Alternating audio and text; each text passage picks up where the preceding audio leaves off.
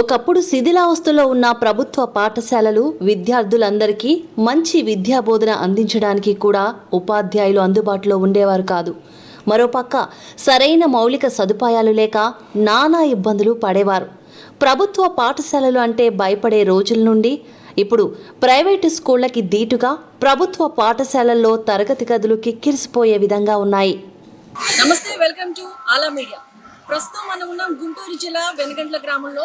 ప్రస్తుతం ఇక్కడ మనం చూస్తున్నాం శ్రీ వేమూరు జిల్లా పరిషత్ ఉన్నత పాఠశాలలో ఉన్నాం. అయితే ప్రస్తుతం ప్రభుత్వ పాఠశాలలు ఏ విధంగా ఉన్నాయి అనే దాని గురించి మనం చూసుకున్నట్లయితే కనుక ప్రభుత్వ పాఠశాల కంటే తల్లిదండ్రులు ఆమడ దూరం పరిగెడుతున్నారు. అలాంటిది ప్రైవేట్ స్కూల్స్ అనేసరికి వేలు అప్పులు చేసి మరి ప్రైవేట్ స్కూల్లో జాయిన్ చేస్తున్నారు. అయితే అక్కడ క్వాలిఫై ఉన్న టీచర్స్ ఉన్నారా లేదా అన్న సంగతి కూడా పట్టించుకోరు. అది ప్రైవేట్ స్కూల్ అయితే చాలు అంటున్నారు. ఒకప్పుడు చూసుకుంటే ప్రతి ఒక్క తల్లిదండ్రులు కూడా ప్రభుత్వ పాఠశాలల్లో చదివేవారు. కానీ ఇప్పుడు తమ పిల్లలు మాత్రం ప్రైవేట్ స్కూళ్ళకే పరిమితం చేస్తున్నారు.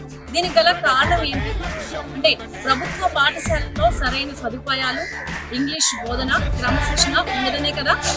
ప్రభుత్వ పాఠశాలలు అంటే అలాగే సరైన క్వాలిటీ లేకుండా, క్రమశిక్షణ లేకుండా టీచర్లు కూడా పట్టించుకుంటారో లేదో అనేది ముఖ్య కారణంగా కనిపిస్తుంది. మరి అయితే నాడు ప్రభుత్వ పాఠశాలలు ఎలా ఉన్నా నేటి ప్రభుత్వ పాఠశాలలు మాత్రం చాలా బాగున్నాయి, అన్ని వసతులు ఉన్నాయని చెప్పేసి ఏపీ ప్రభుత్వం చెప్తుంది. అయితే ఏపీ ప్రభుత్వం ఏర్పాటు చేసిన వసతుల సదుపాయాలు ఏ విధంగా ఉన్నాయి, పబ్లిక్ రిపోర్ట్ ఏంటో ఇప్పుడు చూద్దాం.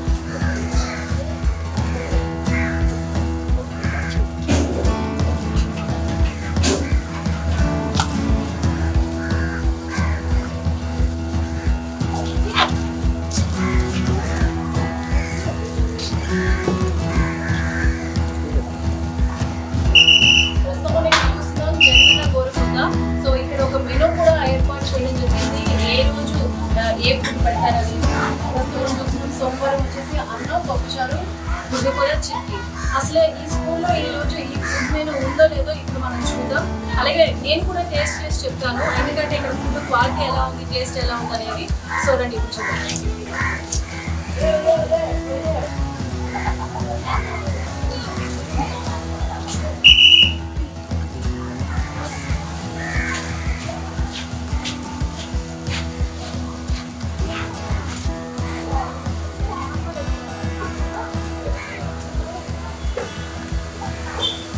మనం చూసినట్లయితే రైస్, చిక్కీ, ఎగ్, అలాగే సాంబార్ కూడా ఉంది. టేస్ట్ ఎలా ఉందో, పిల్లలు ఇక్కడ ఈ ఫుడ్ని అసలు ఎంతవరకు కరెక్ట్గా తింటున్నారు, ఎలా ఉంది అనేది వాళ్ళతో పాటు తింటూ వాళ్ళని అడిగి తెలుసుకుంటాను.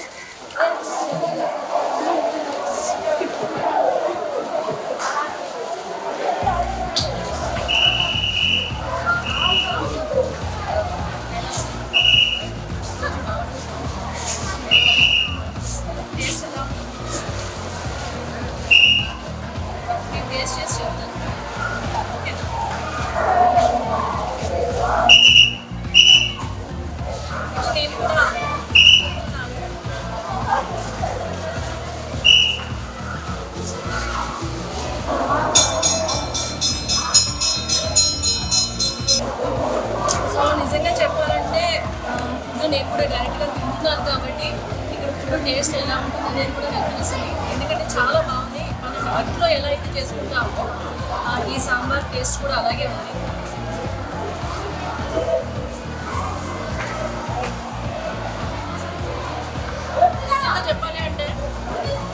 నేను కూడా అనుకునేదాన్ని అంటే ఫుడ్ ఇక్కడ ఎలా ఉంటుంది ఏంటో ఎలా తింటున్నారో అని చెప్పేసి.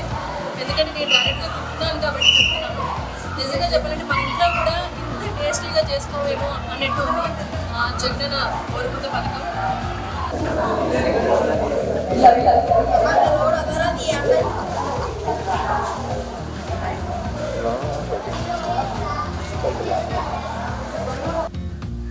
ప్రస్తుతం అయితే అది మొత్తం అంతా కూడా స్కూల్ అన్నమాట.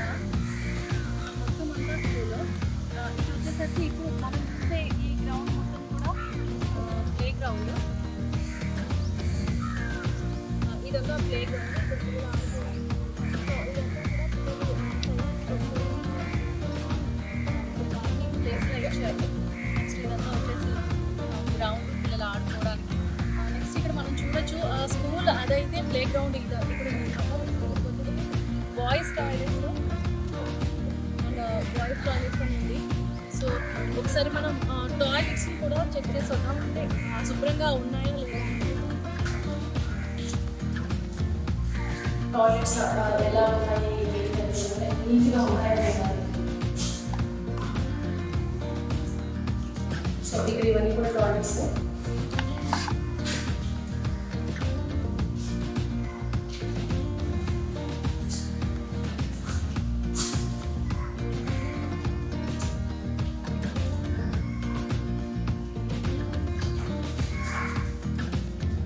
సో చూసారు కదా, ఇవన్నీ బాయ్స్ టాయిలెట్స్ అనమాట.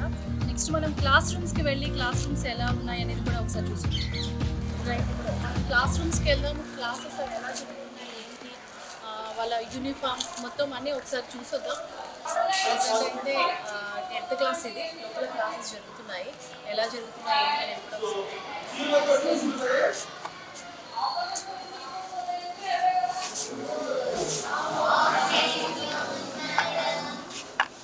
ప్రెసెంట్ ఇది వచ్చేసి 10th క్లాస్. ఇప్పుడు ఏ క్లాస్ జరుగుతుంది? Maths class. ఇది వచ్చేసి 10th క్లాస్. మొత్తం ఎంతమంది ఉన్నారు? 51 మెంబర్స్. ఓకే. సో ప్రజెంట్ మనం చూస్తున్నాం ఇదంతా 10th క్లాస్ రూమ్ అనమాట. టోటల్గా 51 మెంబర్స్ ఉన్నారు. పిల్లలందరూ కూడా చాలా చక్కగా మాస్కులు వేసుకుని క్లాసెస్ వింటున్నారు. సో మీ అందరికీ స్కూల్ యూనిఫామ్స్ వచ్చాయా? సో ఇదేనా యూనిఫామ్స్ బాయ్స్ కింద? నువ్వు వేసుకెళ్ళేది నీకు రాలేదు ఇంకా? స్టిచ్చింగ్ మీరే చేయించుకుంటున్నారా, వాళ్ళే చేయించిస్తున్నారా? దానికి అమౌంట్ ఇస్తారా, ఇవ్వడం జరుగుతుందా మీకు అమౌంట్ ఏమైనా స్టిచ్చింగ్? ఎంత ఇస్తున్నారు? 250 రూపీస్ ప్రభుత్వం వేస్తే మీరు ఆ మనీతో స్టిచ్చింగ్ చేయించుకుంటున్నారా? ఓకే. నీకు కూడా లేదా? స్టిచ్చింగ్ ఓకే, నువ్వు కూడా స్టిచ్చింగ్ ఇచ్చారా? మీరు వేసుకునే యూనిఫామ్ మీకు అంతా కంఫర్టబుల్ గా ఉందా? క్వాలిటీ అంతా బాగుందా? బాగుందా? సో మీ అందరికి అమ్మఒడి పథకం కింద అమౌంట్ వచ్చిందా? సో ఇక్కడ ఫుడ్ ఎలా ఉంటుంది? మీ బుక్స్ చూపిస్తారా నాకు?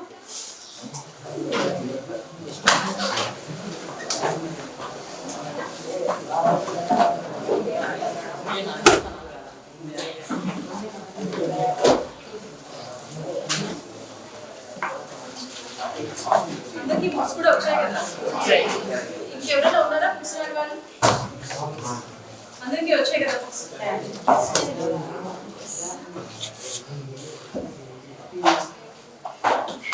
ఈ డిక్షనరీ ఉందా అందరి దగ్గర?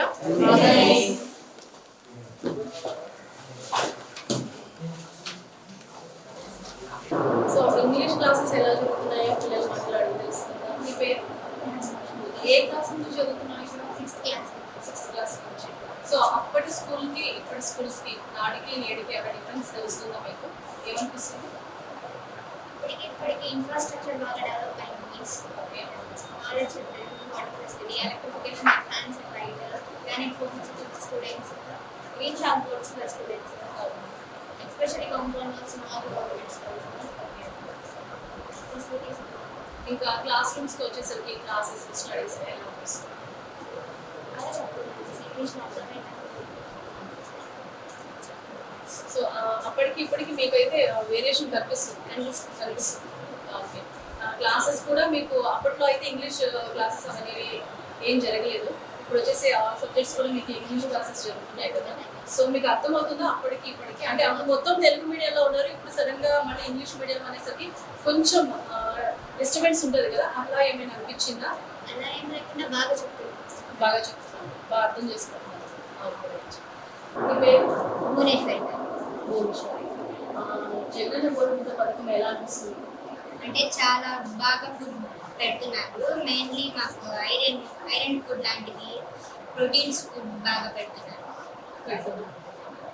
అంటే మనకి ఎవ్రీ వీక్ ఒక మెనూ ఉంటుంది కదా, మెనూ ప్రకారం ఫాలో అవుతున్నారా? అంటే వాళ్ళు ఏదైతే మెనూ ఇచ్చారో ప్రతిదీ కూడా మీకు అందుతుందా? ఫుడ్ మొత్తం అందుతుంది, అంటే క్వాలిటీగా ఉంటుంది కదా. క్వాలిటీగా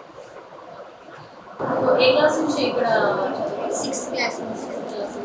సో అప్పుడు ఫుడ్ తింటారు కదా నాడు టైంలో, నేడు ఎలా ఉంది, నాడు ఎలా ఉంది? అప్పుడు కొంచెం క్వాలిటీ తక్కువ ఉండేది, ఇప్పుడు బాగుంది. నిజంగా బాగుందా? నిజంగానే ఇప్పటికి నిజంగా వేరియేషన్ ఉందా, లేదంటే చెప్తున్నా జస్ట్ నార్మల్ అలా ఏం లేదు కదా? అలా ఏం లేదు, నిజంగానే బాగుంది. నిజంగానే బాగుంది. మీ పేరు? సుమహర్షి. ఏ క్లాస్ నుంచి చదువుతున్నారు? 7th క్లాస్ నుంచి. సో అప్పటికి ఇప్పటికి ఏమైనా మీకు డిఫరెన్స్ ఏమైనా తెలుస్తుందా? ఇప్పుడు తల్లిదండ్రులు చదివించడానికి చాలా కష్టపడేవాళ్ళు. ఇప్పుడు జగన్మోహన్ రెడ్డి సార్ 15,000 ఇస్తున్నారు కాబట్టి స్కూల్కి పంపించడానికి ఇష్టపడతారు. ఓకే. అమ్మఒడి పథకం మీకు వచ్చిందా? ఓకే. ఎలా? సో మనతో పాటు టీచర్ సాంబశివరావు గారు ఉన్నారు. సార్ నమస్తే. అయితే యాక్చువల్గా ఇప్పుడు 5th క్లాస్ వరకు తెలుగు మీడియం, 6th వచ్చేసరికి ఇంగ్లీష్ మీడియం. చాలా మంది పిల్లలు ఇబ్బంది పడుతూ ఉంటారు కదా, సో ఎలా మేనేజ్ చేస్తున్నారు, ఎలా చెప్తున్నారు సార్? ఇప్పుడైతే వీళ్ళు 5th నుంచి తెలుగు మీడియంకి వచ్చి తెలుగు మీడియం దాకా చదువుకొని 6th క్లాస్కి వచ్చినాక వాళ్ళకి మనకి గవర్నమెంట్ కూడా బోత్ సైడ్స్, ఒకవైపు తెలుగు ఒకవైపు ఇంగ్లీషు బుక్స్ ప్రింట్ చేశారు.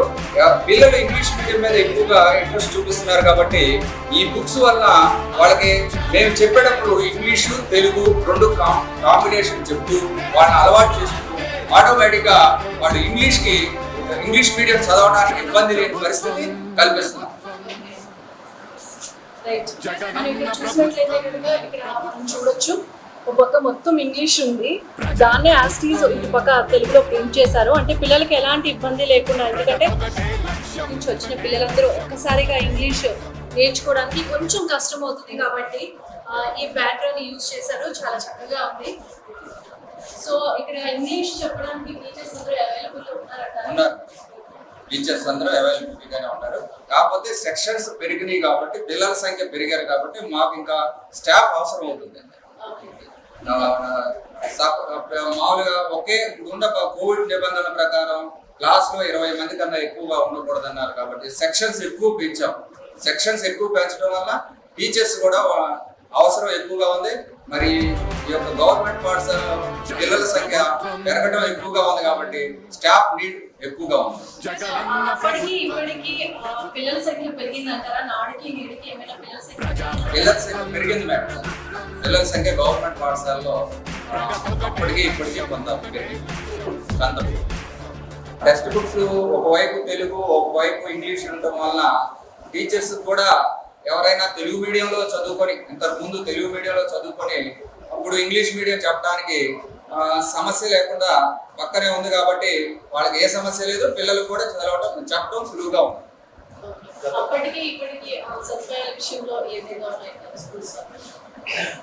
ఇప్పటికి వచ్చేటప్పటికి స్కూల్ స్ట్రెంత్ పెరిగింది.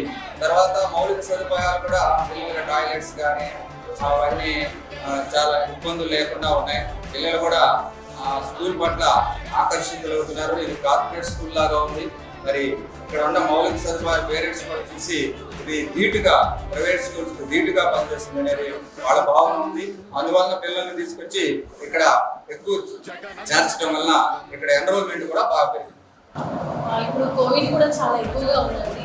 ఇప్పుడు కోవిడ్ నిబంధనలన్నీ పాటించడం జరుగుతుందన్నారు. పాఠశాలలో కోవిడ్ నిబంధనలన్నీ పాటిస్తున్నాం. అంటే రాగానే థర్మల్ స్కానింగ్ ద్వారా టెంపరేచర్ టెస్ట్ చేస్తున్నాము. పిల్లలు ఎవరికి వాళ్ళు శానిటైజ్ చేసుకుంటున్నారు, డిస్టెన్స్ పాటిస్తున్నారు. దాదాపు మా ప్రయత్నం జాగ్రత్తగానే చేస్తున్నాము. పిల్లలు కూడా ఇబ్బంది లేకుండా అందరూ పాఠశాలకు వస్తున్నారు. తల్లిదండ్రులు కూడా పాఠశాలకు పంపించడానికి ఇష్టపడుతున్నారు. ఇక్కడ నిబంధనలు బాగా ఉన్నాయి కాబట్టి ఎటువంటి ఇబ్బంది లేదు ప్రస్తుతానికైతే. ఇక్కడ స్కూల్ బెంచెస్ మనం చూసినట్లయితే కనుక చాలా చక్కగా ఉన్నాయి. ఒకసారి మనం ఇక్కడ బెంచెస్ కూడా ఒకసారి చూడండి. అలాగే పిల్లలకి మధ్య ఉన్న కరోనా టైంలో పిల్లలకి మధ్య కూడా డిస్టెన్స్ కూడా ఉంది.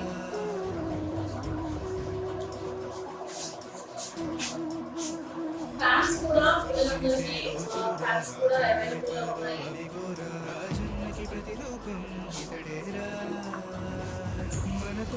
క్లాస్ రూమ్ లో పిల్లలు ఏదైనా డెస్క్ ఉంటే కనుక ఆ డెస్క్ అంతా తీసుకొచ్చి వేయడానికి క్లాస్ రూమ్ లో డస్ట్ బిన్ కూడా అరేంజ్ చేయబడింది. స్కూల్ బెంచెస్ కూడా చాలా చక్కగా ఉన్నాయి. సో పిల్లలు ఇక్కడ కింద కూడా ఒక ర్యాక్ చూస్తున్నాం. ఈ ర్యాక్ మీద బుక్స్ ఇంకా ఏమైనా బాక్సెస్ లాంటివి కూడా పెట్టుకోవచ్చు.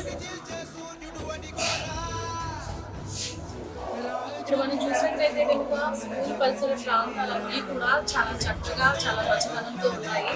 అలాగే పరిశుభ్రంగా కూడా ఉన్నాయి. అంటే ఎలా పడితే అలా ఉన్నాయి అని చెప్పడానికి కూడా ఇక్కడ ఎక్కడా లేదనమాట. ఇప్పుడు ప్రజెంట్ మనం చుట్టూ చూస్తున్నాం, చాలా చక్కగా ఉంది స్కూల్ మొత్తం కూడా.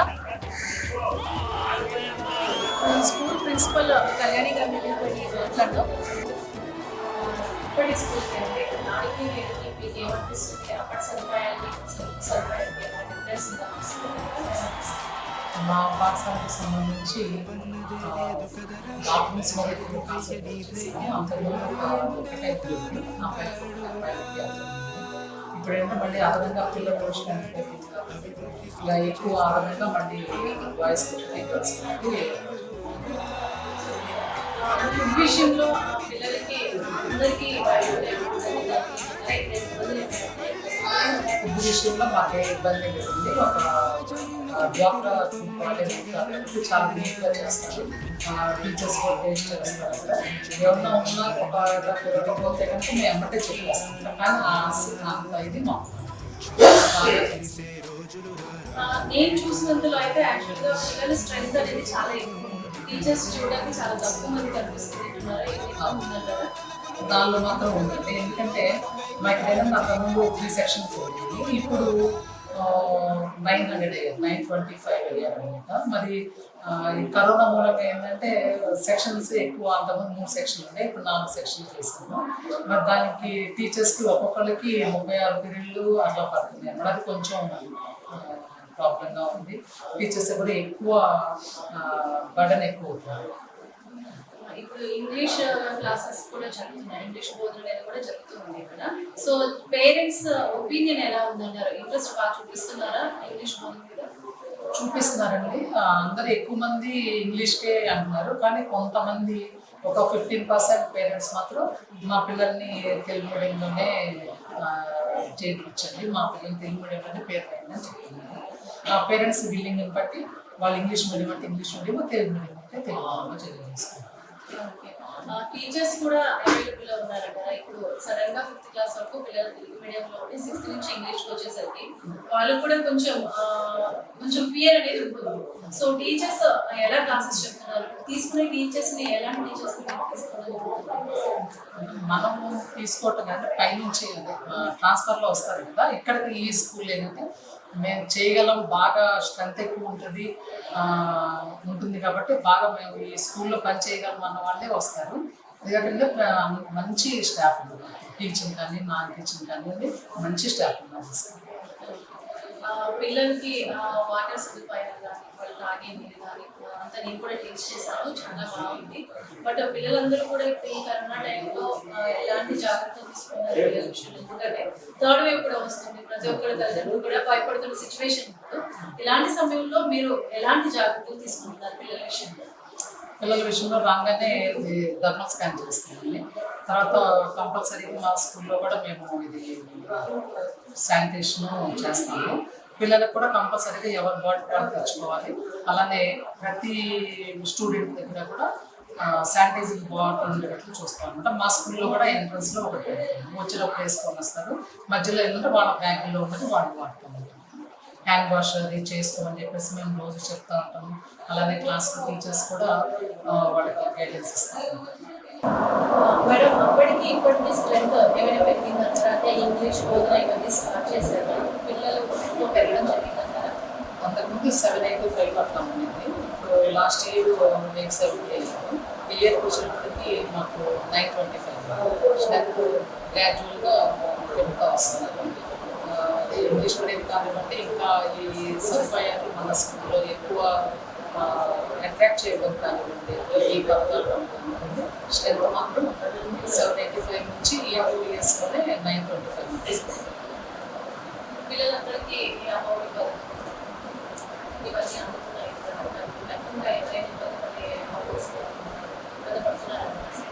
ఇంకా అమ్మఒడి అంటే అది ఫ్యామిలీలో ఒక పిల్లవాడికే కాబట్టి మా స్కూల్లో ఏంటంటే 400 మెంబర్స్కి వస్తాయండి. అంటే వాళ్ళ సిస్టర్స్ ఎలిమెంటరీలో ఉంటారు కాబట్టి వాళ్ళకి అంటే మా స్కూల్లో ఉన్న వాళ్ళకి 400 మెంబర్స్కి అమ్మఒడి అందుతుంది. ఇంకా అందరికీ బుక్స్ కానివ్వండి, జేబీటీ కిట్స్ ఎవరు జాయిన్ అయిన వాళ్ళందరికీ కూడా JBT kits books, text books, ఇంకా హెల్త్ ఇవన్నీ కూడా షూ సాక్స్ అవన్నీ కూడా జాయిన్ అయిన పిల్లలందరూ కూడా పెడతాం. అలాగే స్కూల్ యూనిఫామ్స్ కూడా యూనిఫామ్ కూడా వస్తుంది. ఏంటంటే వాళ్ళని కుట్టించుకోవడానికి కూడా అమౌంట్ వాళ్ళ అకౌంట్స్ పడుతున్నాయి కదా? అంటే ఒక్కొక్కటికి ఏది ఇష్టమో 3కి 240 తీసుకుంటాం. తర్వాత 2-3 months ఆగిన తర్వాత లాస్ట్ ఇయర్ పండుగ ఈసారి ఇంకా బియ్యాన్ని పెట్టాం. ఇంకా ఏమైనా సదుపాయాలు ఉంటే బాగుంది అనేది మీకు అనిపించిందా? ఇంకా ఎలాంటి సదుపాయాలు ఉంటే పిల్లలు ఇంకా ఇంట్రెస్ట్ చూపిస్తారు? ముందుగా మాకేంటంటే మాకు టీచర్స్ స్టాఫ్ని పెంచుకుంటారు. ఎందుకంటే ప్రతి స్కూల్లో కూడా స్ట్రెంత్ బాగా పెరుగుతుంది. మరి ఆ పెరిగిన పిల్లలకి మనం స్టాఫ్ని కూడా పెంచితే బాగుంటుంది. మా స్కూల్లో ఉన్నారంటే మాకు ఒక్కొక్క టీచర్కి 36 స్టూడెంట్స్ ఉన్నారు. మరి అది చాలా వాడేదో మనసుకోవడం అట్లా ఉంటుంది. కాబట్టి ఎక్కువ స్టాఫ్ని అరేంజ్ చేస్తారు. ప్రోగ్రామ్ వల్ల మా పాఠశాలలో ఏంటంటే బాత్రూమ్స్ ఎక్కువ వచ్చినాయి. అలానే క్లాస్ రూమ్స్లో కూడా గ్రీన్ చాక్ బోర్డ్స్, అట్లనే పిల్లలకి సంబంధించి బెంచెస్ అవి ఏర్పాటు చేయడం జరిగింది. దానికి వచ్చినాయి. వాటర్ ఆర్గనైజ్ అవన్నీ ఇవ్వడం జరిగింది. అలానే పెయింటింగ్స్, వాల్ పెయింటింగ్స్ కూడా వేయించడం జరిగింది. దాని వల్ల ఏమవుతుందంటే స్కూల్ అట్రాక్షన్గా ఉంటుంది. కార్పొరేట్ స్కూల్కి దీటుగా గవర్నమెంట్ స్కూల్స్ కూడా లుక్ అలా మారిపోయింది. అది చూడడానికి చాలా అట్రాక్టివ్గా ఉంది. పిల్లలు కూడా స్కూల్ గవర్నమెంట్ స్కూల్కి ఆకర్షించి ఎక్కువ మంది జాయిన్ చేయడానికి కూడా అవకాశం ఉంది. నాడుకన్నా నేడు ప్రభుత్వ పాఠశాలలో పిల్లల సంఖ్య బాగా పెరిగింది. కాకపోతే పిల్లలతో పాటు స్టాఫ్ అంటే టీచర్స్ కూడా పెంచితే బాగుంటుంది అని చెప్పేసి ఇక్కడ ప్రిన్సిపల్ కళ్యాణి గారు చెప్తున్నారు. ఇక్కడ అన్ని సదుపాయాలు బాగున్నాయి, అంతా బాగుంది. కాకపోతే ఏంటంటే పిల్లలు రోజు రోజుకి పెరుగుతున్నారు, పిల్లల సంఖ్య పెరుగుతుంది స్కూల్స్ లో. అలాగే పిల్లలతో పాటు కొంచెం టీచర్స్ స్టాఫ్ ఉంటే ఇంకా మేము ముందుకు తీసుకెళ్తాం, ఇంకా బాగుంటుంది అని చెప్పేసి చెప్తున్నారు.